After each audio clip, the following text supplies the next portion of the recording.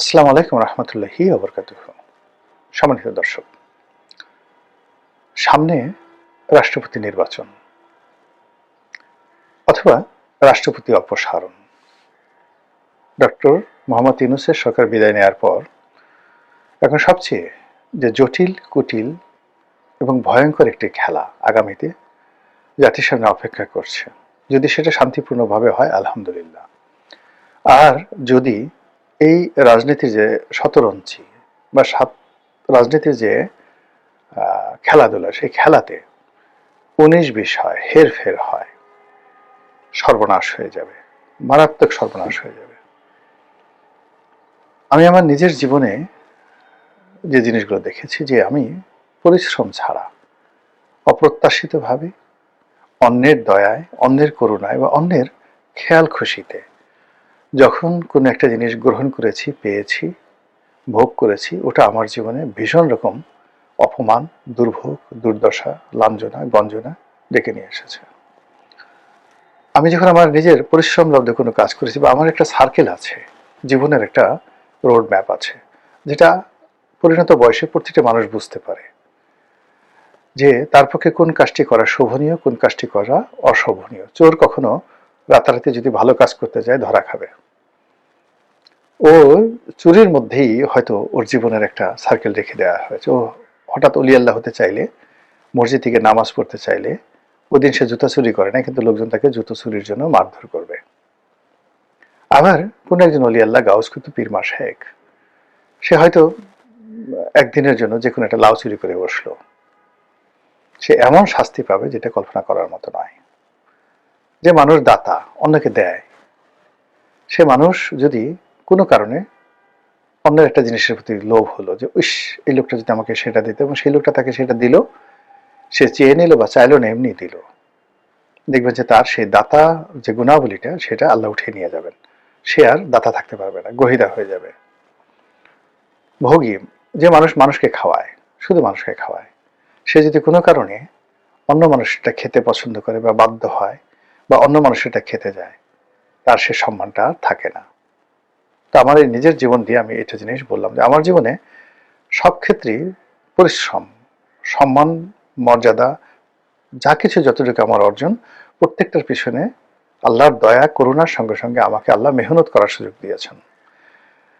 কারো দয়া, করুণা, কোনো মানুষের সাহায্য জন্য আমাকে কোনোদিন আমার শৈশব থেকে এই পর্যন্ত কোথাও যেতে হয়নি। আমাকে আল্লাহ সবকিছু এমনি এমনি দিয়েছেন, পরিশ্রম এবং তার দয়া। কিন্তু মানুষের দয়া, করুণার জন্য যেতে হয়নি। কখনো কখনো যে চেষ্টা করিনি তা নয়, চেষ্টা করেছি, খুব খারাপ ফলাফল এসেছে। তো এরকম যেটা বলছিলাম, যে এখন যারা রাজনীতিতে কতগুলো নর্মাল সার্কেল আছে, সেই সার্কেলের বিনিময়ে যদি সেই সীমার মধ্যে থেকে মানুষ কাজকর্ম করে, তখন তার বরকত থাকে।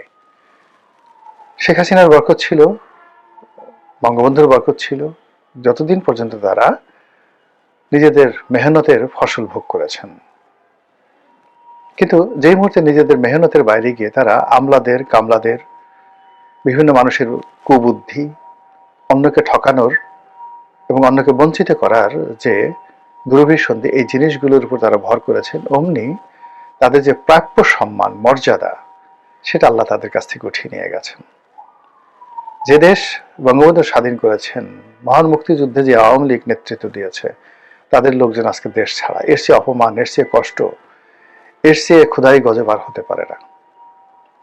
যারা দেশের প্রয়োজনে, নিজের প্রয়োজনে বিদেশে থাকেন, তাদের কথা আলাদা।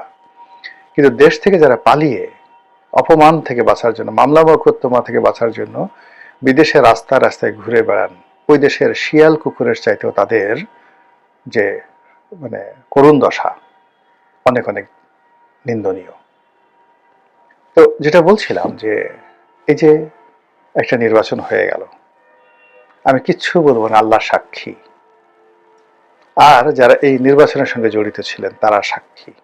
হতে পারেন তারা অলি আল্লাহ, হতে পারেন তারা সাধারণ মানুষ, হতে পারেন তারা অনেক ক্ষমতাধর ব্যক্তি, কিন্তু তারা বুকে হাত দিয়ে জানেন যে এই নির্বাচনটি হলো, এই নির্বাচনের আগে কোথায় কয়টি বৈঠক হয়েছে, এই নির্বাচনের ফলাফল কেমন হবে, কোনটা কি হবে, তারা জানেন।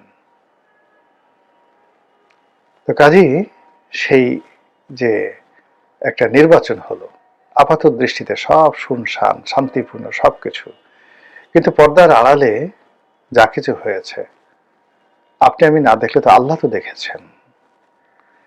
এই বাংলাদেশে একজন প্রধান নির্বাচন কমিশনার সিইসি নুরুল হুদা আমার খুব ঘনিষ্ঠজন ছিলেন।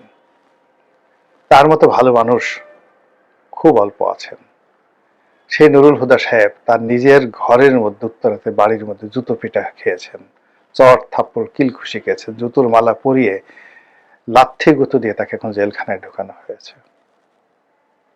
হাবিবুল আওয়াল আমার ডিপার্টমেন্টের বড় ভাই, ল ডিপার্টমেন্টের, অনেস্ট কাকে বলে, সততা কাকে বলে, 2024 নির্বাচনের জন্য তিনি যেভাবে নিন্দিত হয়েছেন, যেভাবে তিনি নুরুল হুদার ঘটনার পরে মব আতঙ্কে অস্থির হয়ে পড়েছিলেন, পুলিশ ডেকে তারপর তিনি আত্মসমর্পণ করে জেলখানায় ঢুকে এখন প্রাণ বাঁচাচ্ছেন। এইভাবে মানুষের যে হক, সেই হক নষ্ট করলে আপনি সামনে থাকেন, পিছনে থাকেন, দূরে দাঁড়িয়ে দাঁড়িয়ে তামসা দেখেন, ঘ্রাণ শুকেন, মানুষের হক নষ্ট করলে দুনিয়াতেই এটার বিচার হয়ে যায়। কেউ রক্ষা পায়নি। স্বাধীনতার পর থেকে আজ অবধি বঙ্গবন্ধু রক্ষা পেয়েছেন? জিয়াউর রহমান কি আপনার কি মনে হয় তার যে মৃত্যুটা খুব স্বাভাবিক মৃত্যু? এরশাদের অপমান, এরশাদের ক্ষমতাচ্যুতি, এরশাদের মৃত্যু স্বাভাবিক? রওশন এরশাদের অবস্থা কি? এবং খালেদা জিয়ার অবস্থা কি? তিনি যে কষ্ট করেছেন আপনার কি মনে হয় তিনি শুধু পুণ্যময় কাজ করেছেন, ভালো কাজ করেছেন, আর শেখ হাসিনা তাকে শাস্তি দিয়েছে? আপনার কি তাই মনে হয়? এর মধ্যে কি কোনো প্রকৃতির লীলা খেলা নেই? 17 বছর তারেক রহমান সাহেব দেশের বাইরে কাটিয়ে আসলেন।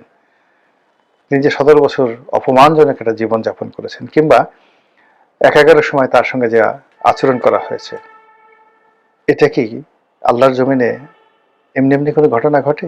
বলেন তো।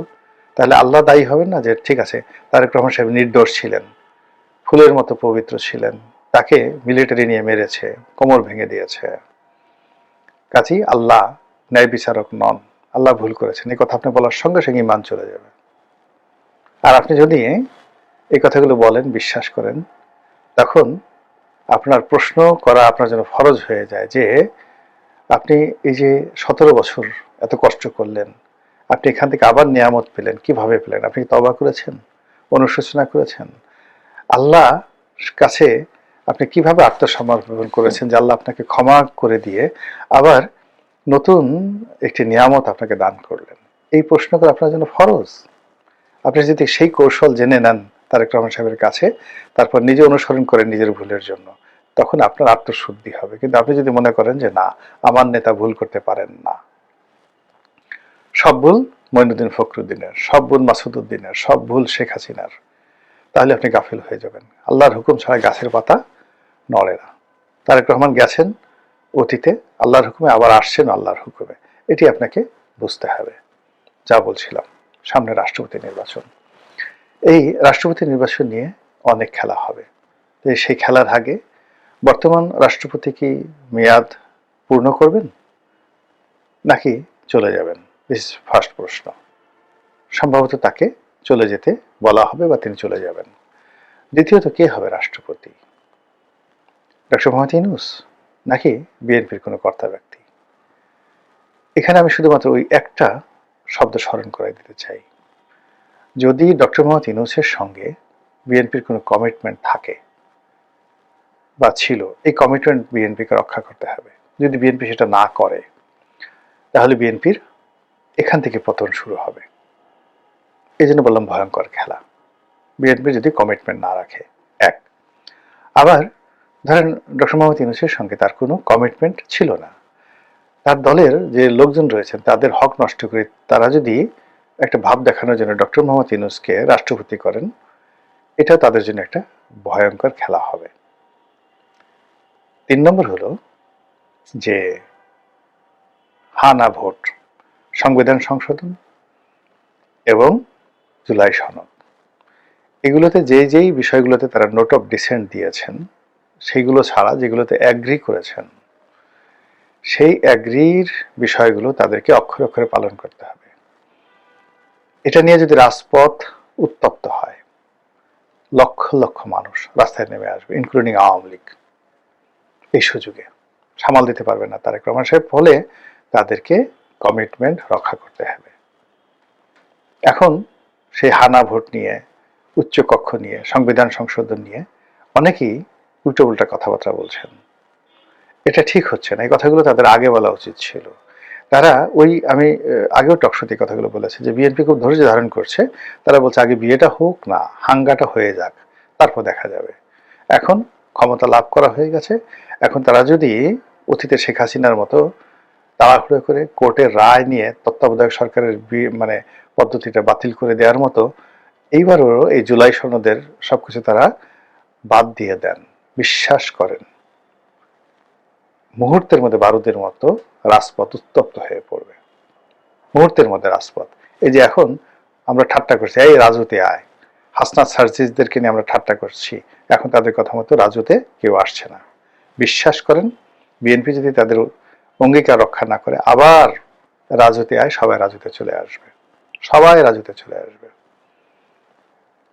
আমাদের এই দেশ পরিবর্তন হতে খুব দেরি লাগে না। আর যদি বিএনপি তাদের অঙ্গীকার রক্ষা করে অক্ষরে অক্ষরে সব পালন করেন, তাহলে প্রধানমন্ত্রীর ক্ষমতা কার্টেল হয়ে যাবে, রাষ্ট্রপতি খুবই গুরুত্বপূর্ণ ব্যক্তি হয়ে পড়বে। বিএনপির সাথে যদি ডক্টর ইউনূসকে রাষ্ট্রপতি বানানোর কমিটমেন্ট থাকে আর রাষ্ট্রপতির সেই ক্ষমতা ডক্টর মোহাম্মদ ইউনূসের হাতে থাকে, শেষ দিন পর্যন্ত তারেক রহমান বিপদ বিপত্তি বোধে থাকবেন। আবার যদি কমিটমেন্ট বন্ধ করে তিনি যদি তার নিজের পছন্দের মতো লোককে, তার স্ত্রীকে রাষ্ট্রপতি বানান এই জুলাই সনদের অধীনে, তাহলে ওই যে কমিটমেন্ট রক্ষা না করার কারণে ক্ষুধার গজব তার চারিদিকে ঘুরতে থাকবে। তাহলে বুঝতে পারেন যে রাষ্ট্রপতি নির্বাচন নিয়ে তারপর জুলাই সনদ পাশ করা নিয়ে কি হতে যাচ্ছে, কি হচ্ছে। আমরা যা কিছু দেখছি এটাই প্রথম এবং শেষ খেলা নয়। তারেক রহমান সাহেব জাতির উদ্দেশ্যে ভাষণ দিচ্ছেন, প্রধানমন্ত্রী হয়েছেন, প্রধানমন্ত্রী তারেক রহমান রাস্তাঘাটে চলাফেরা করছেন সাধারণের মতো। It's not the last scenario, maybe আরো অনেক কিছু অপেক্ষা করছে। এজন্য ইমান ঠিক রাখা লাগবে, একিন ঠিক রাখা লাগবে, কমিটমেন্ট ঠিক রাখা লাগবে, লোভ লালসা মুক্ত হতে হবে। এবং সেই কাজটি তারা যদি করতে পারেন, অবশ্যই আমরা সবাই খুশি হব। এর কারণ হলো তারেক রহমান সাহেব সফল হলে আমরাও সফল হব, আর তিনি ব্যর্থ হলে আমরাও ব্যর্থ হব। মহান আল্লাহ আমাদের সবাইকে হেদায়েত দান